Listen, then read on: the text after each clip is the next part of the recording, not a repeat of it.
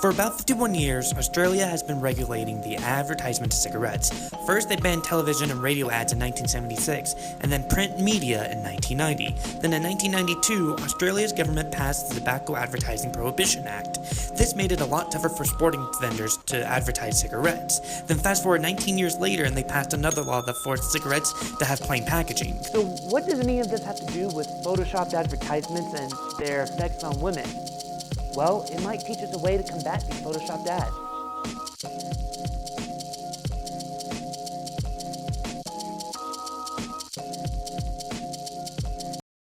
People have been manipulating photos for a long time. Actually, since 1860, with a picture of Ulysses S. Grant.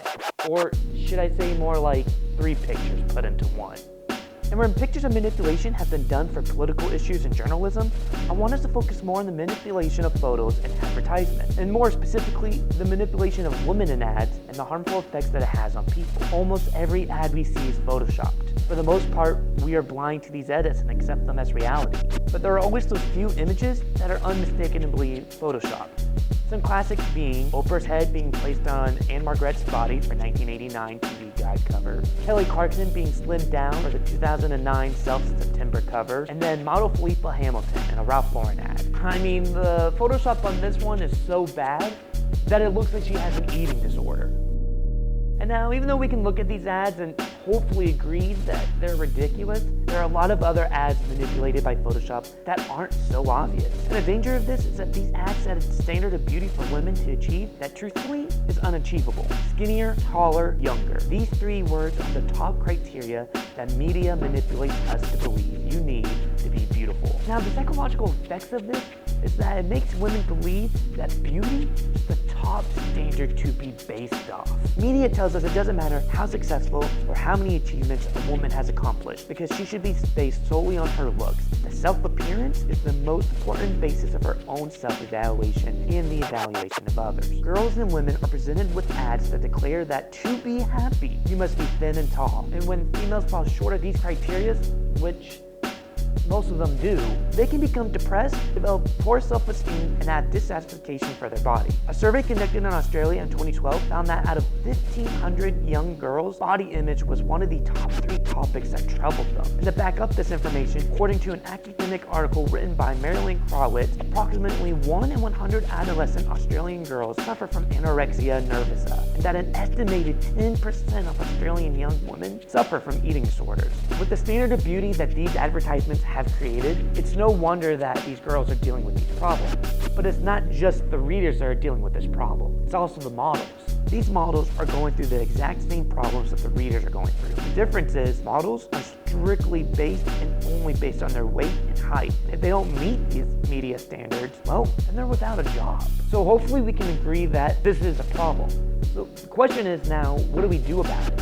Well, this is where the cigarettes come into play. So, a quick recap. Basically, Australia banned every advertisement of cigarettes little by little, and then eventually forced the cigarette companies to have blank packaging. By Australia doing this, they were able to reduce the amount of people purchasing cigarettes. Laws were set into place to end an unhealthy behavior. Some people believe that the same can be done with advertisements that Photoshop models and encourage an unhealthy behavior and standard of beauty.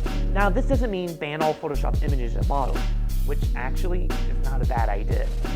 But instead what it's saying is that it needs some regulation. And would you believe it, that there actually is a Photoshop law in place, no other than Israel. That's right, it's called the Photoshop Law, and it was introduced in 2012. According to ABC News, it stipulates that fashion and commercial models should have a BMI of at least 18 points. And not only, they actually have to bring in a doctor's note that has to be within 3 months of the relevant photo shoot or film. Here's where the Photoshop comes in play. If a model is altered on Photoshop, then the ad must note it on the page and take up 7% of the ad. That way, readers of the ad know that the model has been manipulated. But Israel is not the only one with the Photoshop law.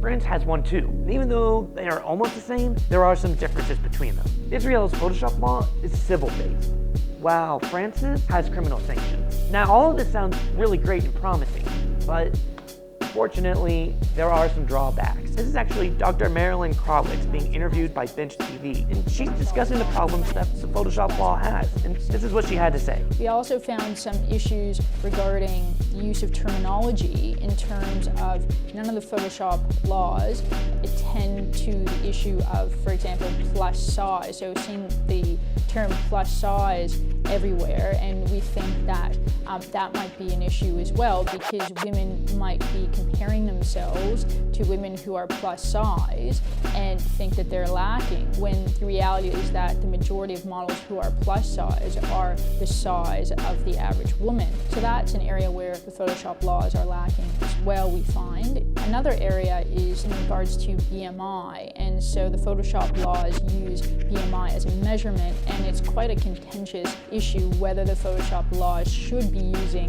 BMI, because a lot of health researchers have found challenges with implementing BMI properly. You see, what can happen is that the models can start yo-yo dieting. This is also dangerous and an unhealthy body habit to get into. Basically, the model could have a BMI of 18.5 when they see their doctors, but after getting their doctor's no, they can spend the next 3 months losing weight and getting a BMI that is below 18.5. This could help models with a BMI of 18.5 or higher to get jobs, but just because you have a model that's bigger than the media standard doesn't mean the females are all of a sudden going to change the way they look at these ads and feel about themselves. In fact, most women will tend to look past the normal size model and focus strictly on the skinny, unrealistic model. So, is the Photoshop law a fix to all these problems?